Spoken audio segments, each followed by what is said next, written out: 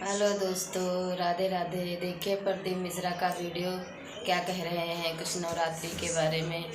चलिए देखते हैं, सुनते हैं। पसंद आएगा तो लाइक सब्सक्राइब कर लीजिएगा, पूरा देखिएगा। राधे राधे। अब जरा ध्यान दीजिएगा, हार श्रृंगार के पुष्प, पारिजात का जो पुष्प है, सोमवार की अष्टमी पड़ने पर यदि हम देव अधिदेव महादेव की पारिजात के फूल से आराधना करते हैं, स्मरण करते हैं, तो उसका फल भी हमें अधिक प्राप्त होगा।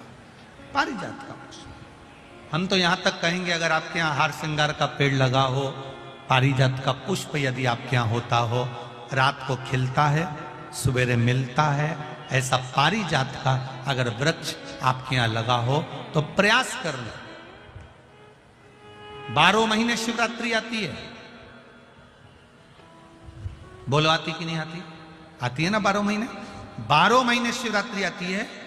कैलेंडर पर एक गोला बनाकर रख देना कि हमको ये शिवरात्रि आई है, हर महीने की शिवरात्रि तुम्हारे ध्यान में रहेगी। एक पारिजात का पुष्प, हार श्रृंगार का पुष्प, एक अगर देवाधिदेव महादेव को आपने चढ़ाना चालू कर दिया, समर्पित करना प्रारंभ कर दिया, तो आपको पीछे पलट कर देखने की जरूरत नहीं पड़ेगी, महादेव हाथ पकड़ ही रहता। पारिजात का पुष्प शिव को समर्पित हो।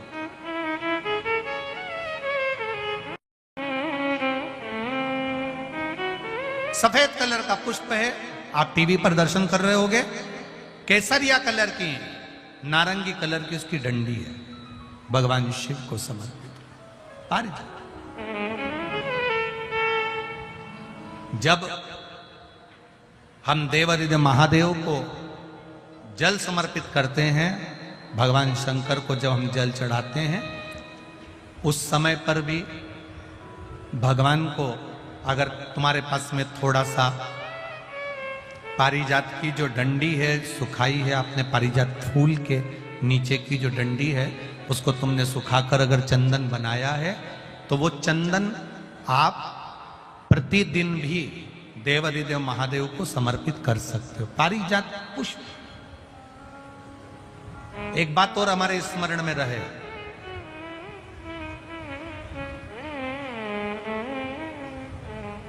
भगवान शिव को जो ये 5 तरह के पुष्प समर्पित करे जाते हैं, इन पुष्पों की डंडी जो पीछे लगी होती है, इसको तोड़ा नहीं जाता शिव जी को चढ़ाते समय। इसका स्मरण आपको रहे।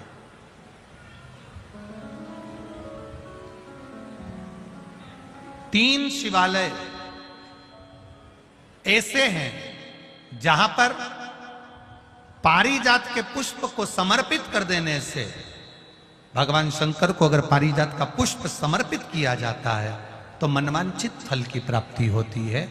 पहला, मां नर्मदा से निकला हुआ कंकर नर्मदेश्वर महादेव। अगर कहीं नर्मदा जी के कंकर से शिवलिंग बना हुआ है तो मां नर्मदा के शिवलिंग पर पारिजात का पुष्प समर्पित होता है।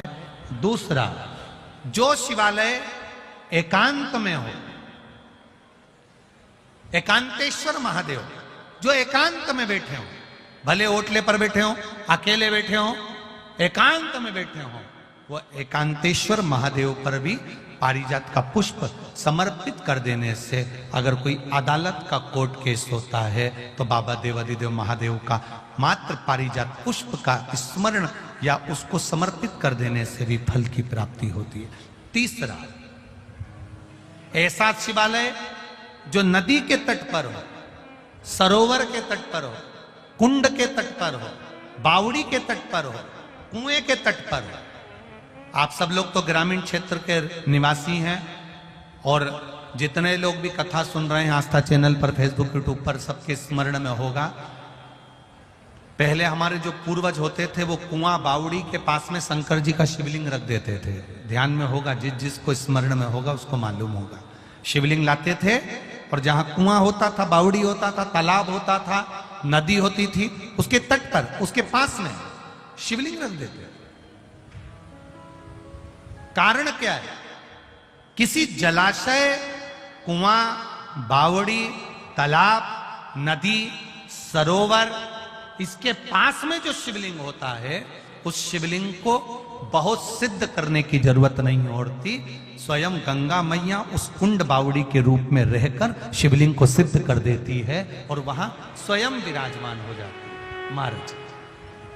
वहां पर भी यह हार श्रृंगार पारिजात का पुष्प शिव को समर्पित किया जाए। 3 जगह ऐसी है जहां कभी मौका मिल जाए और तुम्हारे पास में पारिजात का फूल हो और कहीं तुम्हें मिल गया, तुमने आज्ञा ले ली हम ये पुष्प ले लें क्या, और लेकर अगर आपने चढ़ाया है तो उसका फल जरूर मिलेगा।